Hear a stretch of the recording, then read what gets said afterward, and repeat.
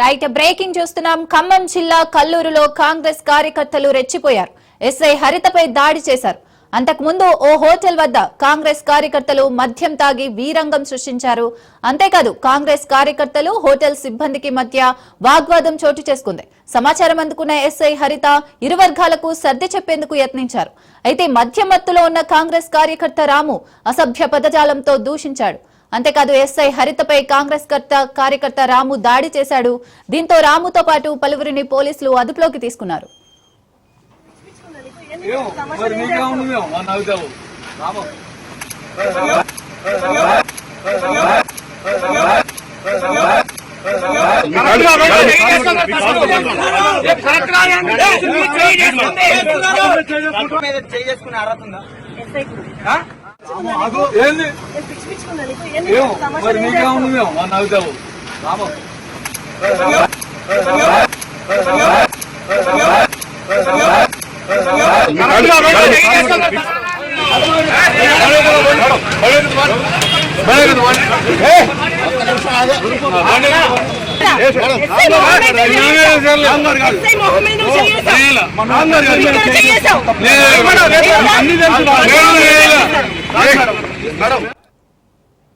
Right Khammam జిల్లా కల్లూరులో కాంగ్రెస్ కార్యకర్తలు రెచ్చిపోయారు.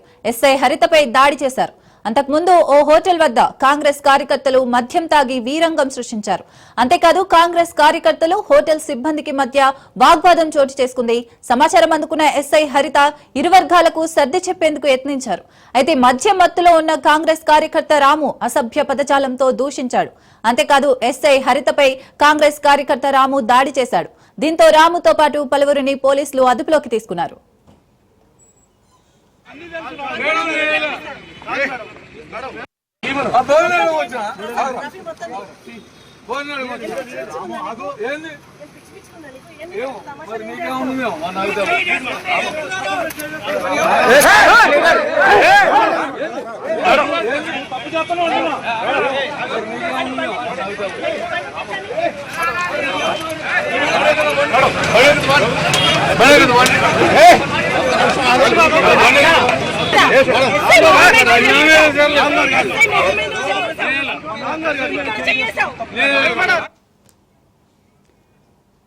రైట్ దీనికి సంబంధించి మరింత సమాచారం మా ప్రతినిధి ఉపేందర్ ఫోన్ లైన్ ద్వారా అందిస్తారు. ఉపేందర్ చెప్పండి, డ్యూటీలో ఉన్న ఎస్ఐపై పోలీసులు దాడి చేసినట్టుగా అయితే తెలుస్తోంది. సో కార్యకర్త పోలీసుపై దాడి చేసినట్టుగా తెలుస్తోంది. దీనికి సంబంధించి మరిన్ని అప్డేట్స్ ఏంటి?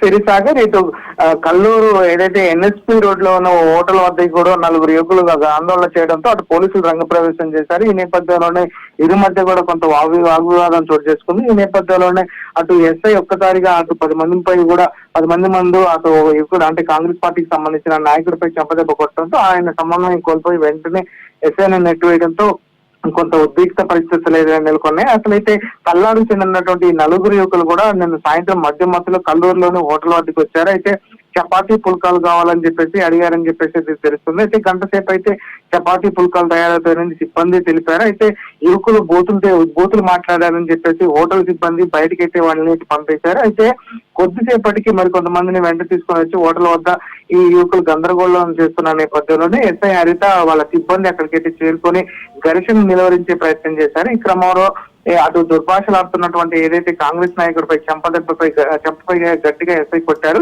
అయితే అతను ఆమెను బలంగా నెట్టివేశాడు. వివాదానికి కారణమైనటువంటి యువకులను కూడా పోలీసులు అయితే అదుపులోకి అయితే తీసుకున్నట్లయితే తెలుస్తుంది. వీళ్ళందరినీ కూడా అటు పెనుబల్లి పోలీస్ స్టేషన్ కూడా తరలించారు. అయితే ఈ ఘటనలో పోలీసులు అదుపులో ఉన్నటువంటి యువకులు కూడా రాత్రి 8:30 సమయంలో అటు పోలీస్ స్టేషన్ కూడా పారిపోయేందుకు ప్రయత్నం చేయడంతో వారందరినీ తిరిగి మళ్ళీ పోలీస్ స్టేషన్ కూడా తీసుకొచ్చినట్లయితే తెలుస్తుంది. అయితే ఇదంతా కూడా ఏదైతే మెయిన్ రోడ్డు పై ఉన్నటువంటి డాబాల వద్ద మద్యం అమ్మడం, అదేవిధంగా వాటిని నిలువరించడంలో పోలీసులు కొంచెం తాత్సారం చేయడంతోనే ఇటువంటి రోడ్డు ప్రమాదాలు కానీ ఇటువంటి ఘటనలు వరుసగా పునరావృతం అవుతున్నాయని చెప్పేసి అయితే అక్కడ విమర్శలు కూడా వస్తున్నాయి. ప్రస్తుతం గతంలో కూడా ఇలానే అటు రేగళ్లపాడు సిఐపై కూడా గిరిజనులు కూడా దాడి చేశారు. దీనికి కూడా అక్కడ కూడా సిఐ సమన్వయం కోల్పోయి అక్కడ గిరిజనులపై దాడి చేయడంతో మళ్ళీ సిఐపై కూడా వారు తిరుగుబాటు చేశారు. ప్రస్తుతం ఈ ఘటనపై కూడా అటువంటి విమర్శలే వస్తున్న పరిస్థితి ప్రధానంగా కనిపిస్తుంది. ఇక పోలీసులు సమన్వయం పాటించాలి, దానివల్లనే ఈ దాడులు జరుగుతున్నాయి. అక్కడ ఉన్నటువంటి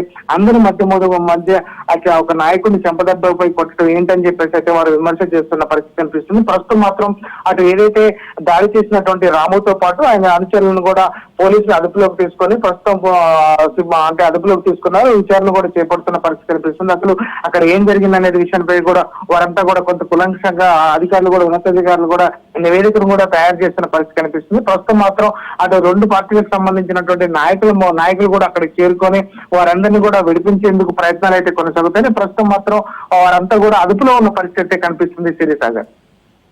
రైట్, థ్యాంక్ యూ ఉపేందర్.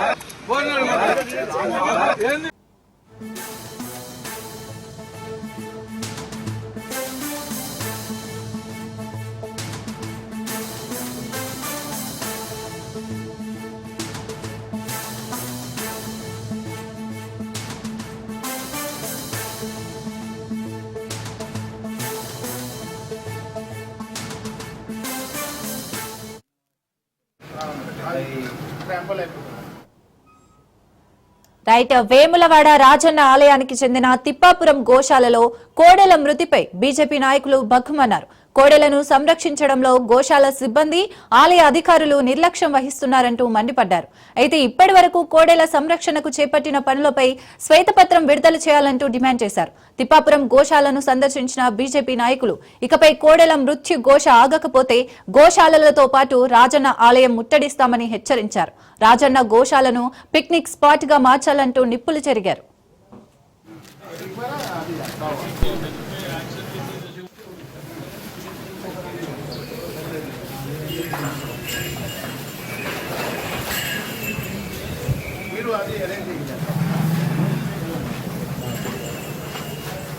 ఇది కూడా డిహైడ్రేషన్.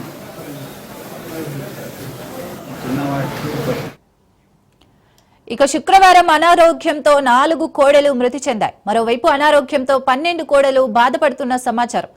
కాగా ఇప్పటి వరకు గోశాలలో 30 కోడెలు మృతి చెందాయి. దీంతో హిందూ సంఘాలు ఆగ్రహం వ్యక్తం చేస్తున్నాయి. రాజన్న ఆలయ గోశాలలో ప్రస్తుతం 1300 కోడెలున్నాయి. దీంతో గోశాలలోనే వెటర్నరీ డాక్టర్ల బృందం వాటి ఆరోగ్య పరిస్థితులను పర్యవేక్షిస్తున్నారు. మరోవైపు ప్రతిరోజు గోశాలలను పర్యవేక్షిస్తున్నారు జిల్లా కలెక్టర్. వైద్య సేవల వివరాలను స్వయంగా అడిగి ఆరా తీస్తున్నారు. అదేవిధంగా కోడెలకు దానా, పచ్చిగడ్డిని పరిశీలిస్తున్నారు.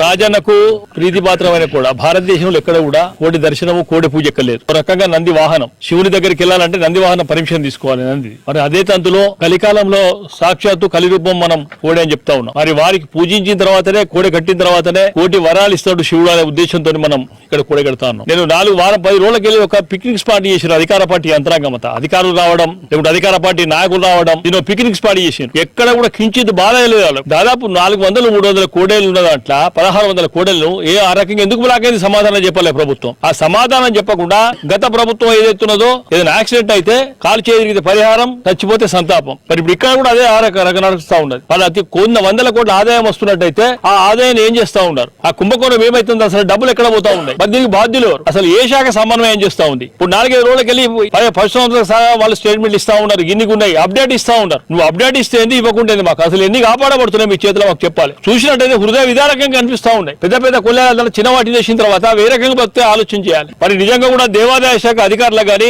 దీంట్లో పంచాయతీ యంత్రాంగానికి అసలు మానవత్వం ఉందని అడుగుతా ఉన్నాం. మానవత్వం లేకుండా వాటితో కేవలం ఆదాయ వర్ణన కోడలను చూస్తున్నారు తప్పితే నిజంగా కూడా భక్తిభావం అనేది లేదు. యాత్రికులు 100ల సంఖ్యలో 1000 సంఖ్యలో వస్తే అక్కడ ఫెసిలిటీస్ లేవు. అసలు ఈ ప్రభుత్వం ఏం చేయదు? రైట్, ఈ విషయానికి సంబంధించి మరింత సమాచారం మా ప్రతినిధి కిషోర్ ఫోన్ లైన్ ద్వారా అందిస్తారు. కిషోర్, చెప్పండి. తిప్పాపూర్ గోశాలలో కోడెల మృతి పట్ల అటు బీజేపీ నాయకులు ఆగ్రహం వ్యక్తం చేశారు. ఈ ఉదయం బీజేపీ నాయకుల బృందం తిప్పాపూర్ గోశాలని పర్యవేక్షించింది. అయితే గత వారం రోజుల పరిధిలో సుమారు 30కి పైగా కోడెలు గోశాలలో మృతి చెందినాయి. మృతి చెందడం పట్ల ఏర్పాట్లతో పాటు అటు అధికారులు అలాగే గోశాల సిబ్బంది నిర్వహణ పట్ల బీజేపీ నాయకులు ఆగ్రహం వ్యక్తం చేశారు. ప్రభుత్వం వెంటనే దీనిపై శ్వేతపత్రం విడుదల చేయాలంటూ కూడా డిమాండ్ చేశారు. అయితే ఇప్పటికైనా గోశాలలో గోవుల మృతి చెందకుండా ఆపకపో చర్యలు చేపట్టకపోతే అటు రాజన్న ఆలయంతో పాటు గోశాలను బీజేపీ నాయకుల బృందం ముట్టడిస్తామని కూడా హెచ్చరించిన పరిస్థితి మాత్రం నెలకొందని చెప్పవచ్చు. అయితే గత కొంత కాలంగా చూసుకున్నట్లయితే వర్షాలు మొదలైనప్పటి నుండి కూడా తిప్పాపూర్ గోశాలలో సుమారు వారం రోజుల పరిధిలోనే 30కి పైగా కోడలు మృతి చెందాయి. తక్కువ పరిణామంలో గోశాలు ఉండడం, ఎక్కువ గోవులు ఉండడంతో ఈ పరిస్థితి నెలకొందని గతంలో పశువైద్యుల బృందం కూడా అటు కలెక్టర్ దృష్టికి తీసుకెళ్లింది. అయితే గోశాలలో గోవుల మృతిపై కోడల మృతి పట్ల రాజ్ న్యూస్ కూడా వరుస కథనాలు కూడా ప్రసారం చేసింది. ఈ కథనాలకు స్పందించిన కలెక్టర్ అటు గోవుల మృతికి సంబంధించి చర్యలు చేపట్టే పనిలో పడ్డారని చెప్పవచ్చు. ఇప్పటికే నూతన గోశాలను నిర్మించేందుకు 53 లక్షలను విడుదల కూడా చేశారు. ఒకవైపు నూతన గోశాలకు సంబంధించి స్థల పరిశీలనకు సంబంధించి ఏర్పాట్లు జరుగుతుంటే, మరోవైపు అనారోగ్యానికి గురైన కోడలు మాత్రం మృతి చెందుతూనే ఉన్నాయి. అయితే మరో 12 కోడలు కూడా అనారోగ్యం బారిన పడినట్టు కూడా తెలుస్తుంది.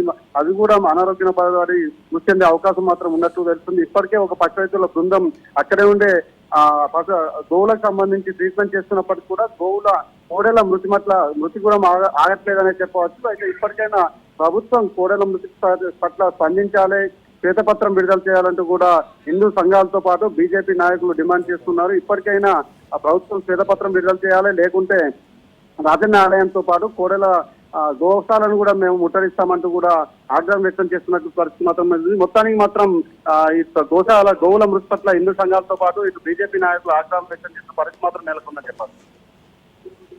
Right, thank you Kishore.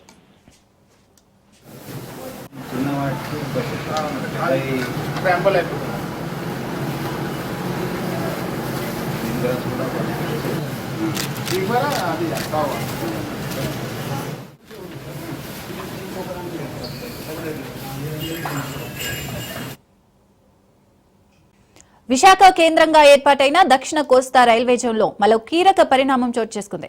Zone కు తొలి జీఎం ను నియమిస్తూ రైల్వే బోర్డు ఆదేశాలు జారీ చేసింది. రాష్ట్ర విభజన తర్వాత నవ్యాంధ్రకు ప్రత్యేక జోన్ ఏర్పాటు చేసినా ఇప్పటి వరకు జనరల్ మేనేజర్ పోస్టును భర్తీ చేయలేదు. ఇప్పటి వరకు ఈ కొత్త జోన్ కు ప్రత్యేక అధికారి మాత్రమే ఉండగా సందీప్ మాథూర్ ని దక్షిణ కోస్తా జోన్ మేనేజర్ గా నియమిస్తూ రైల్వే బోర్డు ఉత్తర్వులు జారీ చేసింది.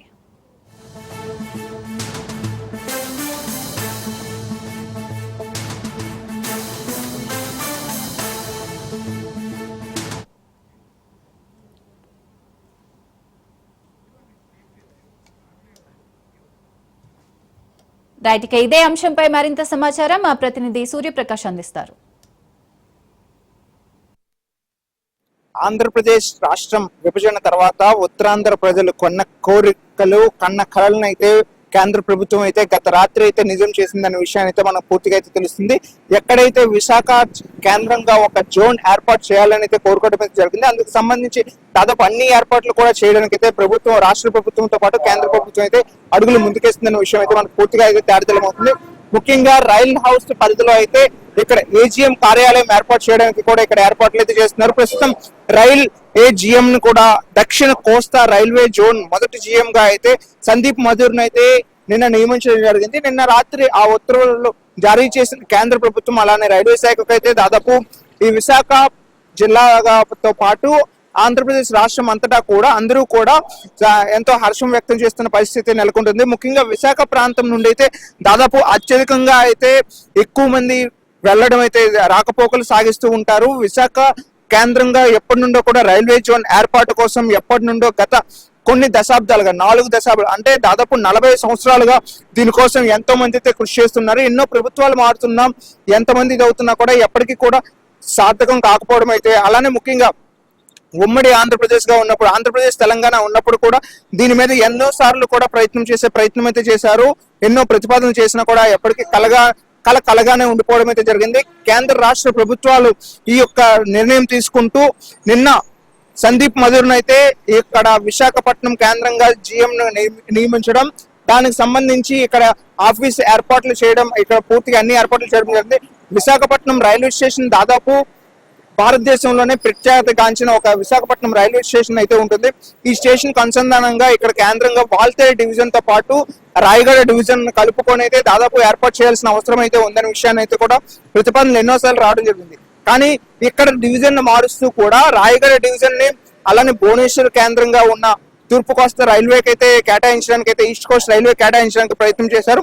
కానీ దాని మీద రామ్మోహన్ నాయుడు తీసుకున్న చొరవతో దాదాపు ఈ యొక్క ప్రాంతంలో వాల్తే డివిజన్, రాయగడ డివిజన్, అవతల దవ్వాడ సైడ్ ఉన్న డివిజన్స్ తో పాటు విజయవాడ డివిజన్స్ తో పాటు ఇదంతటినీ కలుపుకొని ఒక జోన్ గా ఏర్పాటు చేశారు. దక్షిణ కోస్తా రైల్వే జోన్ గా విశాఖ కేంద్రంగా ఏర్పాటు చేయడం జరిగింది. దీనికి సంబంధించి మరీ ముఖ్యంగా అయితే విశాఖ ప్రాంతంలో అయితే మరింత అభివృద్ధి చెందేందుకు ఈ యొక్క ప్రభుత్వం, కూటమి ప్రభుత్వం వచ్చిన తర్వాత కూడా మురసర్లావు ప్రాంతంలో ఈ యొక్క భూములు కేటాయింపు చేయడము, అక్కడ 13 అంతస్తుల భవనాన్ని అయితే నిర్మాణం చేయడము, G+13 దాదాపు అక్కడ 2 గ్రౌండ్స్ అయితే ఫ్లాట్ ఈ యొక్క పార్కింగ్ ప్లేస్ పెట్టుకుంటూ మిగతా 11 ఫ్లోర్లని కూడా పరిపాలనా భవనంగా ఉపయోగించుకోవడానికి అయితే ప్రయత్నం చేసేందుకు అన్ని ఏర్పాట్లు చేశారు. ముఖ్యంగా నిన్న సాయంత్రం కేంద్ర ప్రభుత్వం అయితే ఒక ప్రకటన జారీ చేయడంతో దాదాపు రైల్వే శాఖకు సంబంధించి అందరూ కూడా హర్షం వ్యక్తం చేస్తున్నారు. ముఖ్యంగా చంద్రబాబు నాయుడు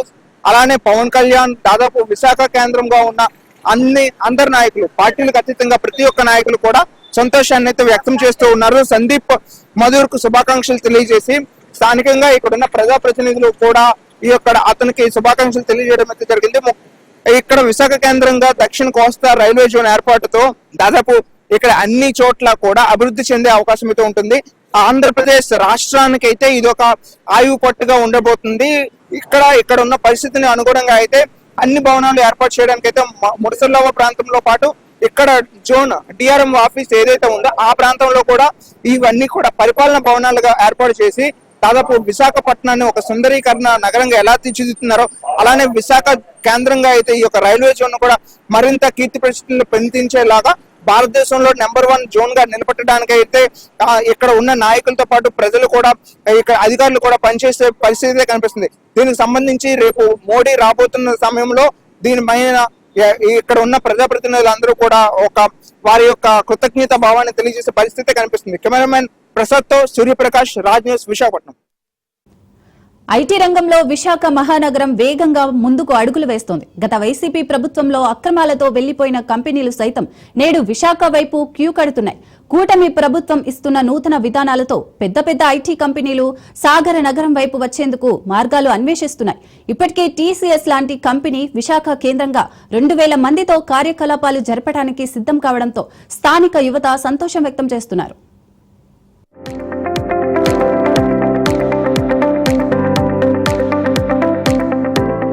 సాఫ్ట్వేర్ కంపెనీలో ఉద్యోగం కోసం కుటుంబాలను వదిలి సుదూర ప్రాంతాలకు వెళ్లే యువతకు కూటమి ప్రభుత్వం శుభవార్త చెప్పింది. విశాఖలో నెలకొల్పుతున్న ఐటీ రంగ సంస్థల వల్ల నూతన ఆశలు మొదలవుతున్నాయి.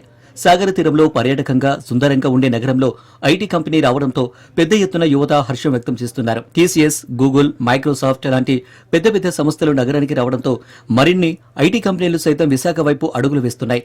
అందుకు కావాల్సిన మౌలిక వసతులను ప్రభుత్వం అందించడంతో మరింత వేగంగా పెట్టుబడిదారులు ఇక్కడకు వచ్చే అవకాశాలు మెండుగా ఉన్నాయి.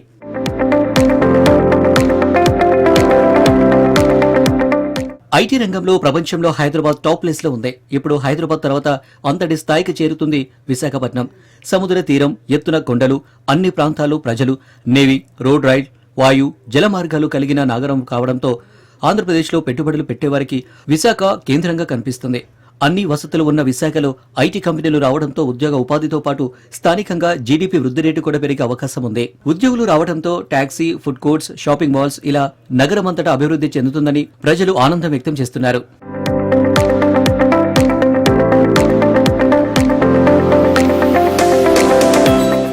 రెండు 2014 నుండి 2019 మధ్యలో అందుకు అనుగుణంగా ప్రభుత్వం ప్రమోషన్స్ చేస్తూ టాప్కు తీసుకువెళ్లే ప్రయత్నం చేసింది. ప్రభుత్వం మారటంతో పెట్టుబడిదారులను భయపెట్టి ఆర్థిక రాజధాని పేరుతో ఇన్వెస్టర్స్ ను పక్కకు పంపించే ప్రయత్నం చేశారట వైసీపీ నాయకులు. స్వలాభంతో ప్రభుత్వ భూములను వైసీపీ నేతలు దోచుకునే ప్రయత్నం చేశారన్న టాక్ ఉంది. G20 సదస్సు పేరుతో సొంత పార్టీ నాయకులకు కాంట్రాక్ట్ ఇచ్చి డబ్బును దోచుకున్నారన్న అపవాదం కూడా మూటగట్టుకున్నారు. G20 సదస్సులో ఎటువంటి ఫలితం లేకుండా ప్రజాధనం వృధా చేశారు. స్థానిక నాయకులు, కార్యకర్తలను ఇన్వెస్టర్స్ గా చూపించి ప్రచారం చేసుకున్నారన్న టాక్ ఉంది. కానీ విశాఖ నగరంలో ఒక్క కంపెనీని తీసుకువచ్చిన దాఖలాలు లేవు. కూటమి ప్రభుత్వం వచ్చి తర్వాత మళ్లీ విశాఖ వాసులు ఐటీ రంగంపై ఆశలు పెరుగుతున్నాయి. విశాఖ ఆర్థికంగా రాజధానిగా ఎదగటానికి కూటమి ప్రభుత్వం పెద్ద పెద్ద ఐటీ కంపెనీలకు స్వాగతం పలుకుతున్నారు. ఎన్నో రాయితీలు కల్పిస్తూ ఐటీ రంగానికి విశాఖ నగరం మారుపేరుగా మరిచేలా చూస్తున్నారు.